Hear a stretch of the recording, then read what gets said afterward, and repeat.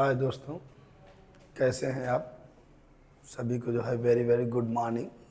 और हालांकि जिस तरीके से आप हमारी पिछली वीडियो में प्रथम कोटि की अवक्रिया पढ़े हुए थे और आज जो है हम आपको शून्य कोटि की अवक्रिया जीरो ऑर्डर रिएक्शन के बारे में सिखाने जा रहे हैं।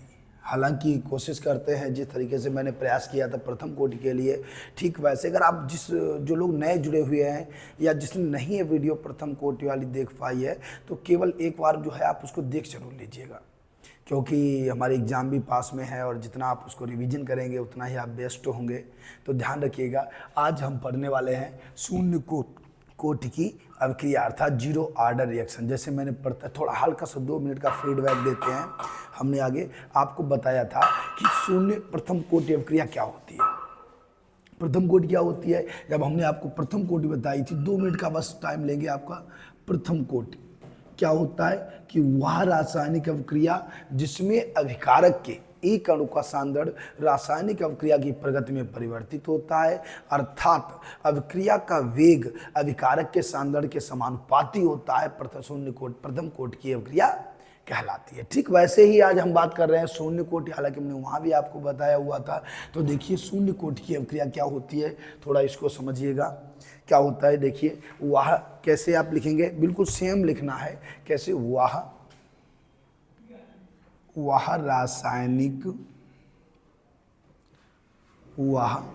रासायनिक अभिक्रिया, अगर आप लिखना चाहें नोट कर लीजिएगा, कॉपी पेन उठा के बैठिएगा। वैसे भी जब भी आप रिवीजन कर रहे हो कॉपी पेन आपके हाथ में होना चाहिए, क्योंकि आपको पता है हम लोग अगर देखने के बजाय अगर हम साथ साथ लिखते भी हैं तो बेस्ट तैयारी होती है हमारी।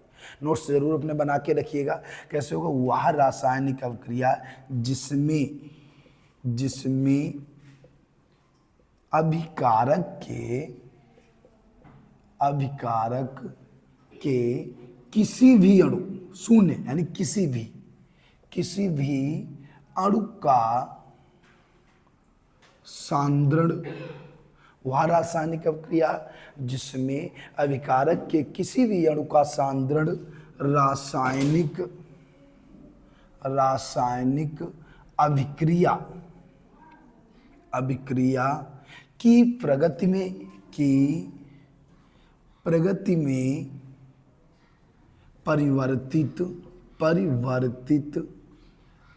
होता है, अर्थात अभिक्रिया का वेग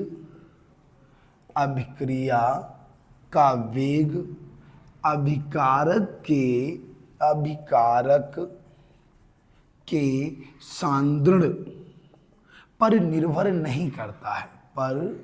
निर्भर नहीं करता है। यानी क्या होता है, क्या कहलाती है, शून्य कोटि, शून्य जीरो ऑर्डर रिएक्शन, शून्य कोटि की अभिक्रिया कहलाती है,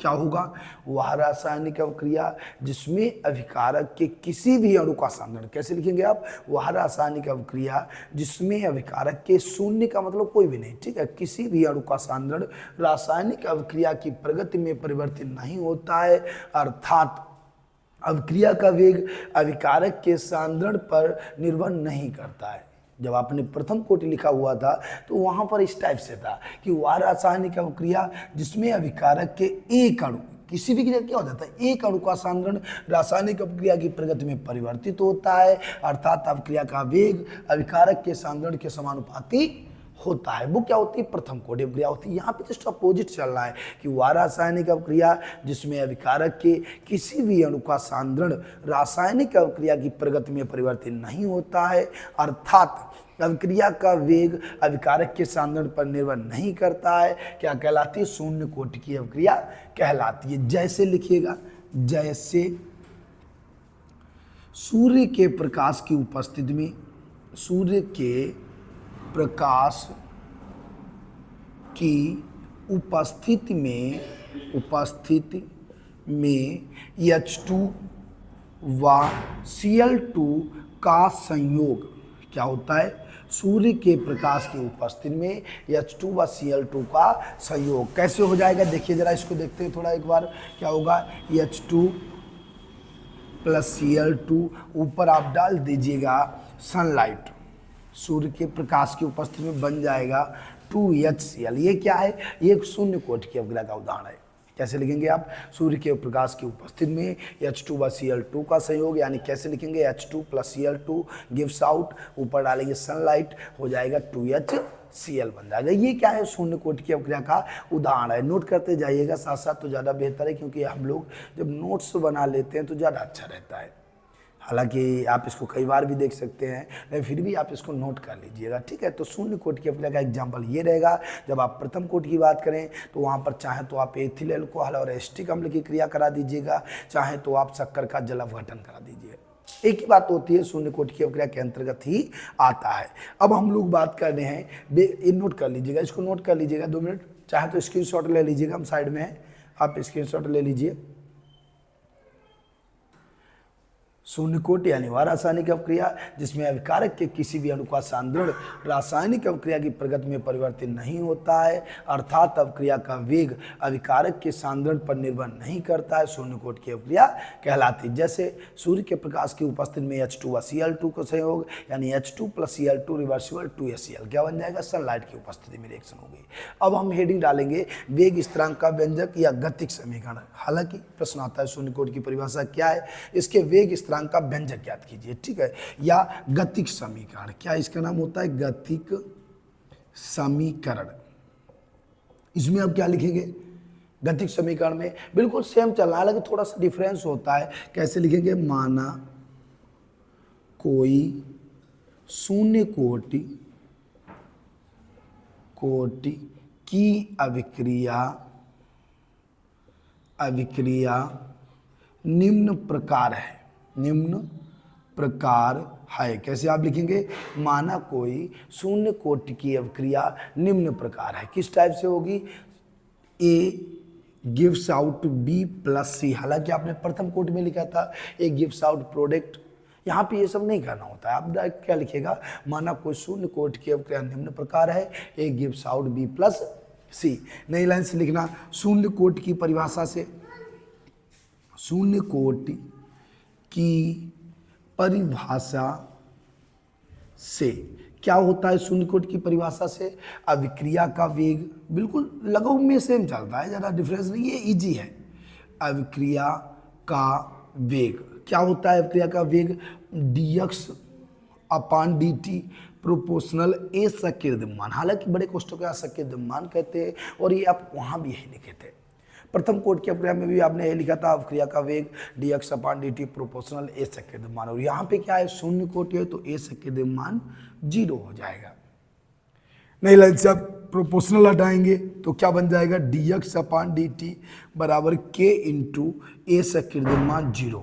आपने प्रोपोर्शनल हटाया, के लगा दिया, के एक नियतांक हो जाएगा। अब हम क्या लिखेंगे नई लाइन से, आपको पता है, चूंकि हमेशा याद रखिएगा कि अगर आप 500 की पावर कोई 0 बोल दे आपसे, जैसे माना कि अगर किसी ने 1 बोला पावर, तब तो 500 हो गया है, लेकिन अगर 500 की पावर 0 बोल देगा तो क्या हो जाएगा, तो इसका मान 1 होता है। 2 की पावर 0 तब भी 1 होता है, 3 की पावर, कितना भी नंबर हो, x की पावर 0 हो तब भी 1 होगा। किसी का भी पावर अगर 0 होता है तो उसका मान हमेशा 1 होता है। तो यहाँ पे क्या है कि dx अपान dt बराबर k इंटू ए शक्य द्रव्यमान 0, तो इसका मान हो जाएगा 1। तो क्या नई लाइन से बनेगा, dx अपान dt बराबर k इंटू 1। आपको पता है कि हमने यहाँ पर a माइनस एक्स था, उसको इधर ले गए थे, dt को यहाँ कुल मिला के उसमें जो चेंजिंग की थी, यहाँ उससे बदलाव करेंगे।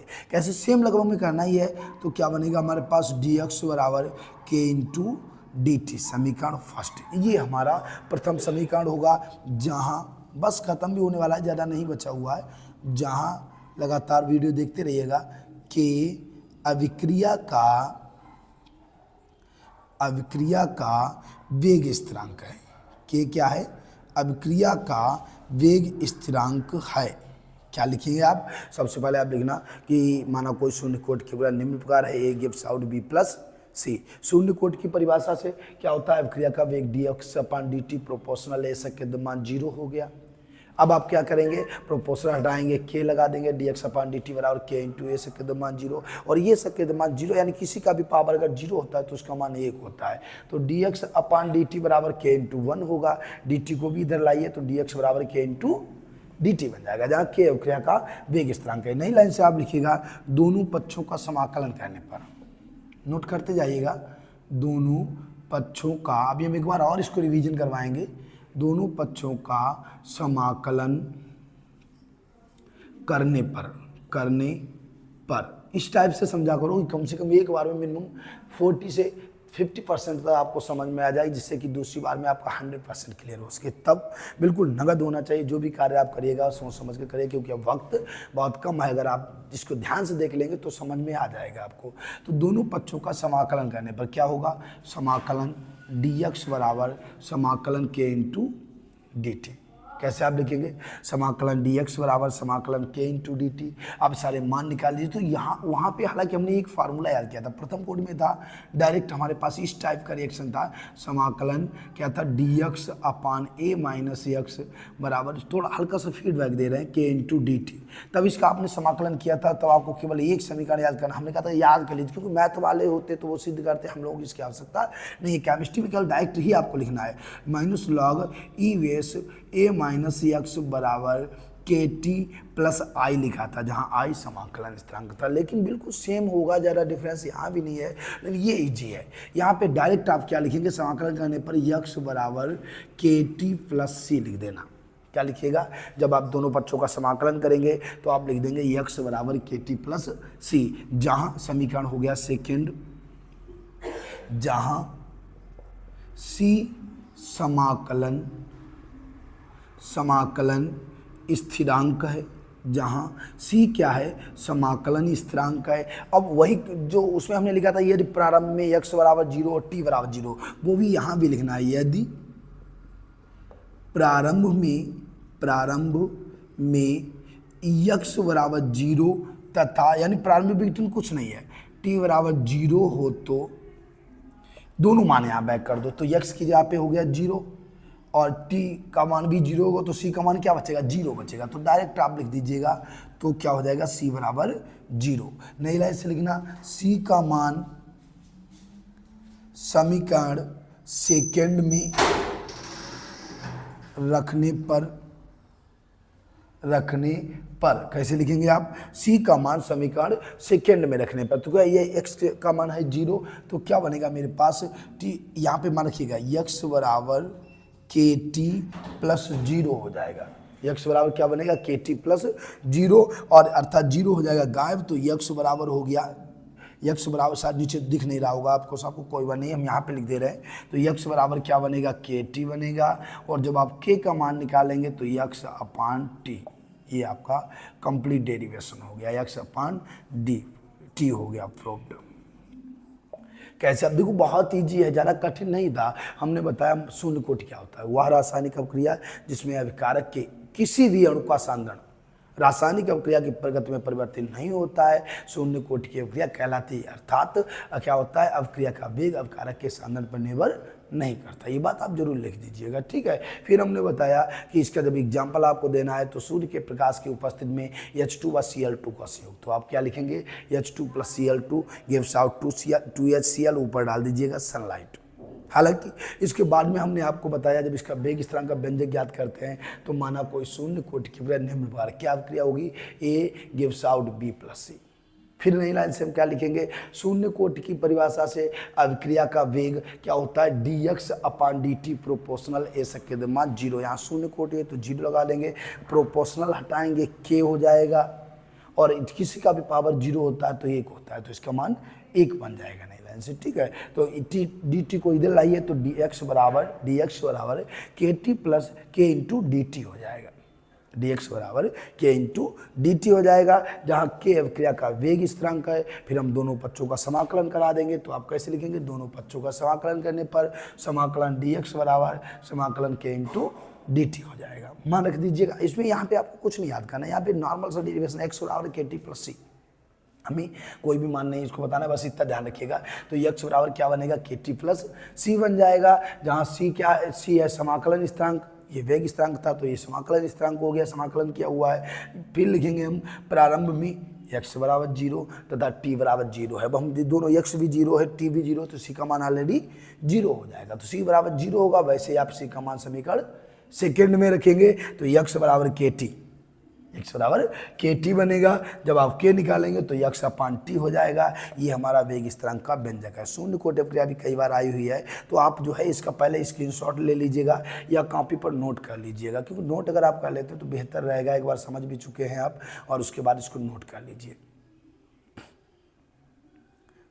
अगला वीडियो हमारा जो है आर्हीनीय समीकरण पे आएगा, क्योंकि आर्हीनीय इसके स्क्रीनशॉट ले लीजिएगा, फिर जो है हम आपको बताते हैं कुछ। हालांकि यहाँ पे अब हम अगला वीडियो जो है आपका आर्हीनीय समीकरण पे बनाने वाले हैं। आर्हीनीय समीकरण भी हमारा पेपर में आ जाता है, हालांकि उसको लोग कठिन मानते हैं, मगर वो कठिन नहीं है। उसको हम देखो बताएंगे आपको। हमारी भाषा एक सबसे ईजी भाषा होगी, बस कृपया आप जो है लगातार वीडियो देखते रहिएगा। हम कोशिश तो ये किए हुए हैं कि आपका जब तक दिसंबर आएगा तब तक हम आपका इंग्लिश भी कंप्लीट करवाएंगे, और इसका जो भी हार्ड है हमारे पास केमिस्ट्री में सेकेंड पेपर आपको बेहतर देंगे। सेकेंड पेपर हमारा हिंदी से भी सरल बना के देंगे आपके लिए। बस आप लाइन पे बने रहिएगा, लगातार आप वीडियो देखते रहिएगा। अच्छा ध्यान रखिएगा, आपको सब्सक्राइब और शेयर भी करते रहना है, ताकि जो है हम ज़्यादा से ज़्यादा अच्छा कार्य कर सकें, आपके चैनल को और बेहतर बना सकें। ये सब चैनल आपका ही है और आप ही इस पर कार्य करते हैं, तो सब्सक्राइब और बेल आइकन जरूर प्रेस कर दीजिएगा, ताकि आपको अगली वीडियो हमारी मिल जाए, क्योंकि हम लगातार कार्य करते रहेंगे। हमने प्रण किया हुआ है